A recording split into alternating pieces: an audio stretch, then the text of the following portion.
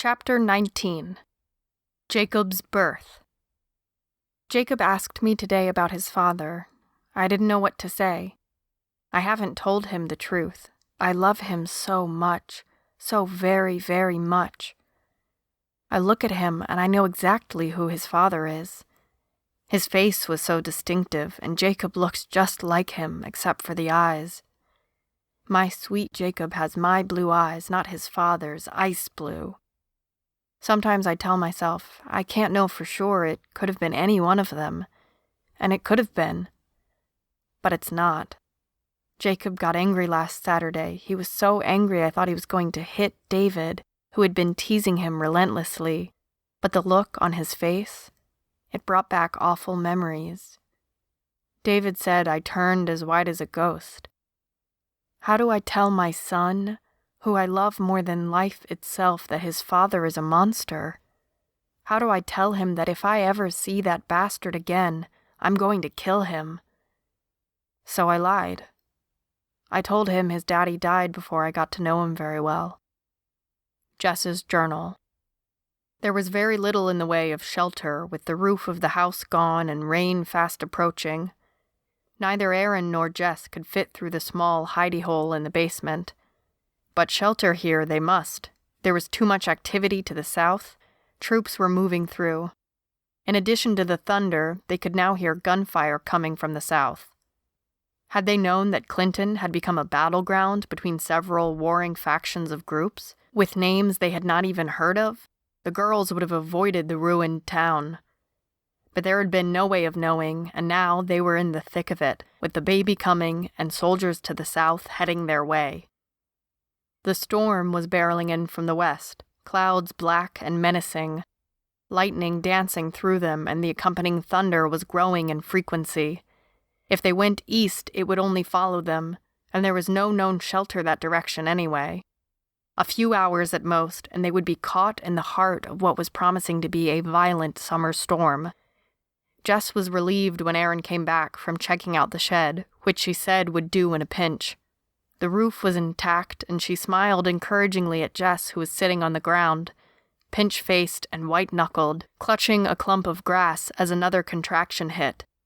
"Come on, I'll get the packs and the kids can bring blankets and pillows." Jess just nodded. The pain was getting bad and she was scared. God, she was so damn scared. What if something went wrong? What if she started hemorrhaging, or what if the thing got stuck inside her? More than anything, though, she just wanted it out. This thing had been growing inside her body, taking her food for its own, slowing her down, and making her vulnerable. She wished for the 100th time she had been brave enough to kill it early on. When her water had burst, she had looked at her wet pants and shoes and the small pool of fluid forming around her feet in numb shock. This nightmare that was her life, with the desperation of day-to-day survival, she had found it surprisingly easy to ignore the expanding belly. Even the incessant kicks of the unwelcome creature that was inside her. How many times had she shrugged it off, worrying instead about how much further they could walk in a day, or how long the smoked meat would last before they needed more. A shed it was, full of lawn equipment that Aaron and David hastily pulled out and threw to one side. There was a momentary surprise as a family of rabbits burst from a hole beneath the structure and ran pell-mell into the brush. Quincy left Jess's side for the first time that day and dove after them. "Quincy," Aaron called in exasperation. But the pup ignored her, then disappeared from view, eager to catch a rabbit for her mistress. The grass was overgrown, high, and thick, low-branched trees surrounded the shed. If they were lucky, the roof would have no leaks, and with evening coming, it was a relatively safe place to hide from enemy eyes. They quickly set about making a nest of sorts. They needed two, actually, one for the children in the far corner, and one for Jess to have her baby in. Blankets, old clothes, and an armful of stained couch cushions were put to use. Aaron turned to David. "I'll need water, lots of it. Take the bucket and fill it as full as you can." He left silently, Tina a step behind him, holding on to his shirt tail with one grubby fist. They headed for the pipeline, When the water had stopped running months back after a particularly fierce firefight, he had searched for days and finally found a broken pipe 1 block of demolished houses over. At first it had gushed water, but now it was down to a small but steady trickle. It would take a while to fill the bucket. Thunder rolled ominously, and Tina trotted to keep up until they reached the pipe. In the distance, they could hear the chatter of machine guns. The troops were close, too close, and David wished he could just run back to the hidey hole and forget about getting water or waiting for the baby to be born. He wondered if Jess would die. Didn't having a baby sometimes kill the moms?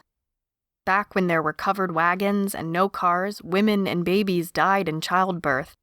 He'd read about it in a book, so it had to be true. It didn't seem right, having a baby here without a doctor. You were supposed to go to hospitals for things like that. He remembered when Mom had Tina just over 3 years ago. She was gone for days to the hospital. He had visited with Dad every day. His mom had looked so tired but smiling and happy too. He had even held the squalling red bundle that was his sister. But the hospital was gone. Nothing but a bombed-out shell. Besides, even if it hadn't been bombed, there weren't any doctors there. They had run away, died, or been captured long ago. Tina tugged on his shirt, and David jumped in surprise. He'd been standing there staring off into space while the bucket filled to the top, dribbled over and trickled onto his shoe. He hadn't even noticed he was so lost in thought. He hoisted the bucket, making his way back to Aaron and Jess, slower now, the bucket heavy and sloshing from side to side. As they neared the old shed, the rain began to fall, fat, large drops that turned into a downpour the last 20 feet to the shed door. They could hear Jess's groans of pain as they pulled the door open. David hoped no one would come close enough to the shed to hear or find them, and again he wished he and Tina were in their hidey hole. Hours passed. The night had long descended along with the storm. The branches of the trees whipped in the wind outside the small structure, flailing themselves on the roof like grief-stricken mourners, despairing at what the world had become. A small leak was dripping in one corner, and the door rattled with each gust of wind. Lightning flashed, lighting up the 2 small windows of the shed, and the accompanying thunder shook the small building in tandem with Jess's screams. David and Tina were huddled in a corner, terrified, eyes big as saucers. The children were torn between wanting desperately to be back in their hidey hole and staying with these 2 girls who had fed them and befriended them. And the screams were ear-splitting. If it weren't for the furious storm outside, David would have pulled his sister to her feet and fled back to the only home he had known. Instead, he and Tina watched in horrified fascination, his sister rocking herself back and forth in his lap, sucking on her thumb and fully attached to his shirt like a small monkey to its mother. It wouldn't be long now. "Oh, God, Aaron, it hurts. It hurts. Oh, God, get this thing out of me." Jess was sobbing in fear between the screams. The baby was almost there, and the pressure and pain were unbearable. Surely she was being ripped apart. She felt mind-numbing terror at the thought of bleeding to death, and could only envision this creature inside her as some awful alien clawing its way out of her. Jess was losing her grip while Aaron tried to make wordless sounds of support. As she held Jess's hand and peered down between her friend's legs, a lightning flash lit up the shed, and she saw... "Jess, I can see it. I can see its head. Hold on, sweetie, it's almost here." She reached for the cleanest sheet she could find, ready to catch the damn thing when it shot out. She imagined it would be rocket-powered by the sheer force of Jess's pushes. Jess hunched forward, her face screwed up and her mouth open to let out the loudest scream yet. Her body convulsed, and the baby's head pushed out, hesitated for a short moment at the shoulders, and then slowly slid out. It was all rather boneless and anticlimactic as Aaron lifted it with shaking hands. Blood and amniotic fluid had gushed out with it, and there was this weird white paste all over the thing. It didn't move, not a twitch. What was this nasty white shit all over the kid? It was... Wait. She looked at the naked infant closely in the darkness, and aided by another flash of lightning she saw a boy. It was a boy. It's a boy, Jess. You had a boy, she grinned. Told you were carrying him low. Is it dead? Jess asked with an almost hopeful tone to her voice. It seemed for a moment to be the epitome of how awful life was. This creature who had occupied her, a product of the horror she and Aaron had endured at the hands of the soldiers. The noise of the storm seemed to subside, and there were several long seconds of silence. The baby didn't move. The door to the shed swung open and all 4 of the occupants looked up to see the deadly black nose of an AK-47 pointed directly at them. The soldier swung his rifle at each in turn. The baby, who had been so silent, so surely dead, let out a liquid gurgle, a burbling cough, and then a thin wail of dissatisfaction. But no one looked at the baby. Their eyes were riveted on this creature of death, with his deadly weapon pointed at them, standing stock still in the doorway. Tall, blonde, and as the lightning hit his face, rather good-looking. He stood for a moment, taking in the scene before him. There were 2 young children huddled in a corner, and 2 teenage girls frozen in fear at his feet. In the red-haired girl's arms was a tiny, squirming newborn. Another flash of lightning showed he was a boy. The baby had obviously been born mere seconds ago. His umbilical cord was still attached. They all looked at him with undisguised terror. Corporal Jacob Daniels Sr. turned his gun to each in turn. A rifle was propped in the far corner of the shed. He stared at the newborn and remembered the day his son had been born. The nurse had handed him his tiny son, wiped clean and wrapped in a soft blanket, and he had stood there in the Army hospital in Fort Hood, stunned at how tiny and fragile the child was. Jacob Jr. In that happier time and place they had named him. Later they called him JJ for short. 1,000 images of his smiling face flickered through the corporal's memories like a home movie. He had grown so quickly from a tiny infant to smiling toddler, and finally into that precious 4-year-old who insisted he was going to grow up and be just like Daddy. But Nancy hadn't wanted to be a military wife. She'd wanted more. She'd wanted to finish her master's in art history, and who was he to hold her back? When the end had come, she had already moved to Austin and served him papers. He'd managed to come and visit and see them as often as he could on furlough. But it wasn't enough for little Jacob, who would cry and beg his father not to leave at the end of the visit. No one had ever been able to tell him exactly what happened to Nancy and JJ. But they had been too close, probably still asleep on that beautiful Saturday morning when a small tactical nuke blew a crater into the northeast section of the city and annihilated anything within a 12-block radius of the Arts District and the University of Texas, where Nancy was a student. He wanted to believe it had been quick, that his boy hadn't suffered, and that he hadn't died screaming like the scores of others they had showed on the enormous view screens in the Fort Hood Commons. The children at his feet were holding their breaths, eyes wide, terrified. They were all children, even the older 2 who couldn't be out of their teens yet. What in the hell was he doing here? As if losing JJ wasn't enough, this war, it was killing them all, taking apart families and destroying lives. He could hear his men moving closer, calling over the radio for his status. Soon they would be close enough to see the shed and its occupants. Inexplicably, almost unbelievably, he lowered his gun. His body sagged slightly, revealed exhaustion and pain.